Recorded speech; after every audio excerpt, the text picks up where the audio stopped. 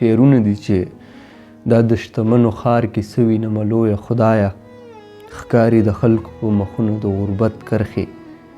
دا د شتمنو ښار کې څه وینمه لویه خدایه، ښکاري د خلکو په مخونو د غربت کرښې. او یارانې لاړلې تمامې شوې یوه لمحه کې، زما له برخې نیستی یوړې د صحبت کرښې. خپل مکان باندې مې درج کړله نامه د اشنا، ما سره دغه وې زما د شناخت کرښې.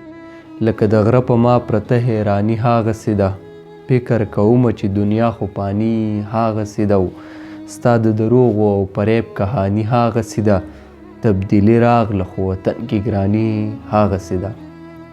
ستا د دروغو او فریب کهاني هاغسې ده، تبدیلي راغله خو وطن کې ګراني هاغسې ده. او د ځینو خلکو نظریه حیواني هاغسې ده، د وخت بازار کې لا د ژوند ارزاني هاغسې ده.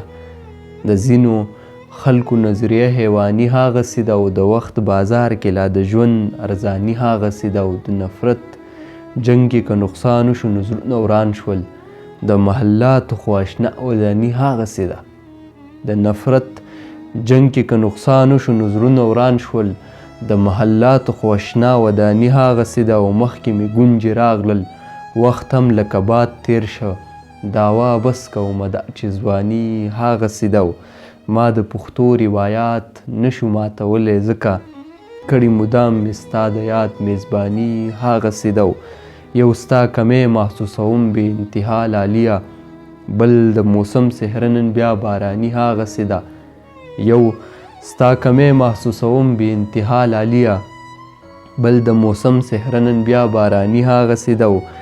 بیا د ارمان په موجودګۍ باندې خفه ولی شم چې سلسله د ژوندانه امکاني هاغسې ده. او ما لکه ستا غوندې رنګ نه دی اړولی اشنا، ما لکه ستا غوندې رنګ نه دی اړولی اشنا.